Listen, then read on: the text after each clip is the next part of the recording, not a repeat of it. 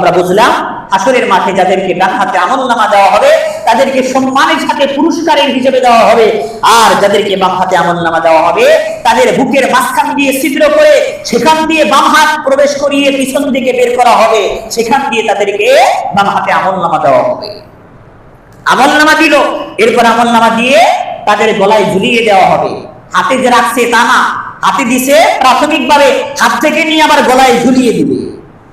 গলায় ঝুলিয়ে দিবে যখন এলাকার মধ্যে কেউ চুরি করে অথবা অন্যায় কাজ করে, গলায় জুতার মালা পরানো হয়, জুতার মালা গলায় পরানো হয়। এটা কি তার জন্য সম্মানের বিষয় নাকি অসম্মানের বিষয়? হাসরের মাঠে ওই জুতার মালার চাইতে হাজারো কোটি গুণ অস্বস্তিকর লজ্জার যে বিষয় আমলনামা যদি বাম হাতে দেওয়া হয়, ওই বাম হাতের আমলনামা তার গলায় পেঁচানো হবে, আর সেই আমলনামা নিয়ে কাঁদতে কাঁদতে হাসরের মাঠে ঘুরে বেড়াবে। পবিত্র কোরআনে সূরা বনী ইসরাঈলের 13-14 নম্বর আয়াতে আল্লাহ বলেন, وَكُلَّ إِنسَانٍ أَلْزَمْنَاهُ طَائِرَهُ فِي عُنُقِهِ وَنُخْرِجُ لَهُ يَوْمَ الْقِيَامَةِ كِتَابًا يَلْقَاهُ مَنشُورًا। আল্লাহ বলেন হাসরের মাঠে প্রত্যেক মানুষকে তাদের গলায় ঝুলিয়ে দেওয়া হবে তাদের আমলনামা। দুনিয়াতে সে কোথায় কোন অন্যায় করেছিল, কোথায় কি নেকির কাজ করেছিল, সবকিছু আমলনামার মধ্যে থাকবে। আল্লাহ বলেন ওয়ানুখরিজু লাহু ইয়াউমাল কিয়ামাতি কিতাবা, কিয়ামতের দিন তাদেরকে যে আমলনামা দেওয়া হবে এমন একটি আমলনামা, এমন একটি খাতা, এমন একটি রেজিস্ট্রির খাতা হবে, ইয়ালকাহু মানশুরা। হাসরের মাঠের সব মানুষ, এমনকি সে নিজেও দেখতে পাবে কোথায় সে অন্যায় করেছিল, ভিডিওর মতো দেখা যাবে। মোবাইলে যেভাবে আমরা ভিডিও দেখি কি দেখা যাচ্ছে, হাসরের মাঠে ব্যক্তিও দেখতে পাবে তার অন্যায়ের কি পরিমাণ তালিকা তার মধ্যে আছে। সে বুঝতে পারবে হায় রে আমি কি অন্যায় করেছিলাম, তার উপর জুলুম করা হবে না। এখন আল্লাহ বলবেন যে তোমার যেন ধারণা না হয় যে আমি তোমার উপর জুলুম করেছি। তুমি কোথায় কোন অন্যায় করেছিলা, হয়তো দুনিয়ার রং তামাশার কারণে ভুলে গিয়েছিলা তওবা করতে। পিছনের জীবনে 60 বছর 70 বছর আগে তুমি একটা অন্যায় করেছিলা, দুনিয়ার রং তামাশায় ভেসে গিয়ে তুমি ভুলে গিয়েছিলা, তুমি ভাবছো সেটা তুমি করো নাই।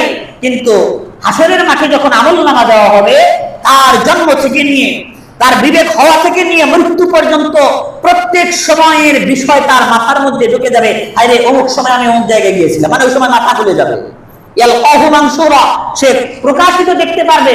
এরপরে আল্লাহ বলবেন দেখো আমি কিন্তু তোমার উপর জুলুম করিনি, তুমি এবার দেখো তো এই যে তুমি এই অন্যায়টা করেছিলা এটাকে আমি অযথায় লিখছি নাকি তুমি এটা করছিলা, এটা প্রমাণিত করার জন্য বলা হবে ইকরা কিতাবাকা কাফা বিনাফসিকা আল-ইয়াওমা আলাইকা হাসিবা।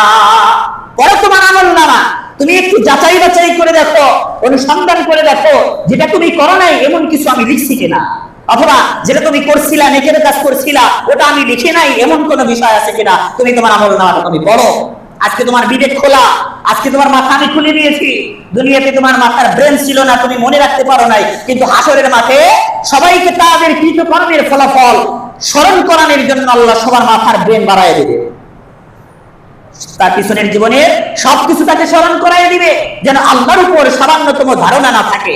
তার পিছনের জীবনের সবকিছু তার স্মরণ হবে। হাইরে কোন একদিন অন্ধকার জগতে কেউ ছিল না, আমি মোবাইলটা পকেট থেকে বের করে আমি একটি সিনেমা দেখতেছিলাম, হাইরে কেউ তো দেখে নাই, এটাও দেখা যায় খাতার মধ্যে লেখা আছে। পবিত্র কোরআনের সূরা কাহফের 49 নম্বর আয়াতে আল্লাহ বলেন ওয়াদিয়াল কিতাবু ফাতারাল মুজরিমিনা মুশফিকিনা মিম্মা ফীহি ويقولون يا ويلتنا ما لهذا الكتاب لا يغادر صغيرة ولا كبيرة إلا أحصاها।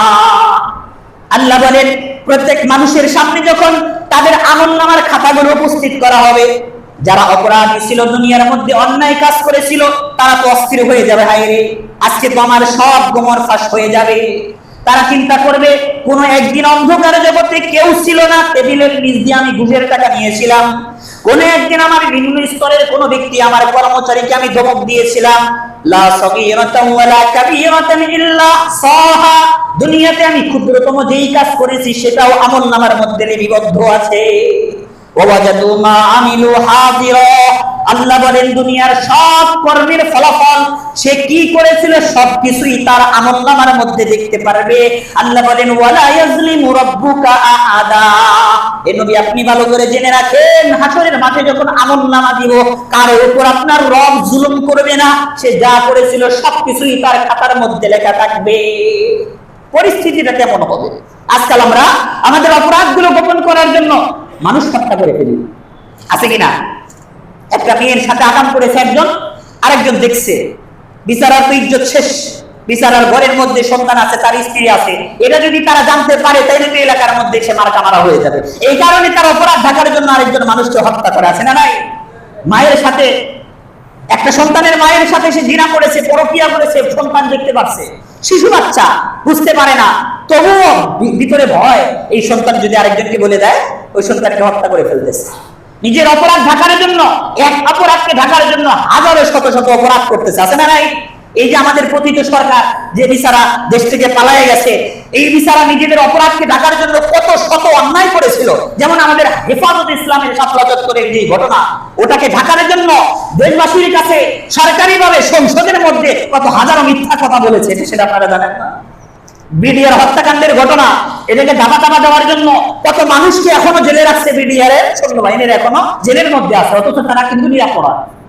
বিচারা অপরাধ ঢাকার জন্য নিরপরাধ শত শত বিডিআরদেরকে এখনো জেলের মধ্যে পচাইতেছে।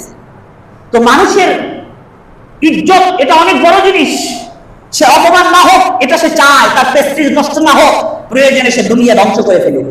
কিন্তু হাসরের মাঠে যখন আমার আপনার টয়লেটে গিয়ে কি করেছিলাম, আমি আপনি গোসলখানায় গিয়ে কি করেছিলাম, আমি আপনি একদম অন্তরালে গিয়ে অন্ধকারে গিয়ে কি করেছিলাম, সেটাও যখন প্রকাশিত হয়ে যাবে, ওই সময় আপনার ইজ্জতের 12টা না 24টা বেড়ে যাবে, তখন কি অবস্থা হবে?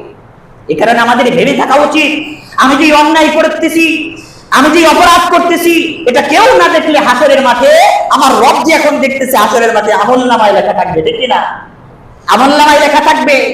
ওই সময় যখন আমার সামনে আমলনামা প্রকাশিত হয়ে যাবে, ওই সময় যদি আমার আমলনামা ডান হাতে আসে তো আমি বেঁচে যাব, আর যদি বাম হাতে আসে আমার দুঃখের কোনো শেষ থাকবে না।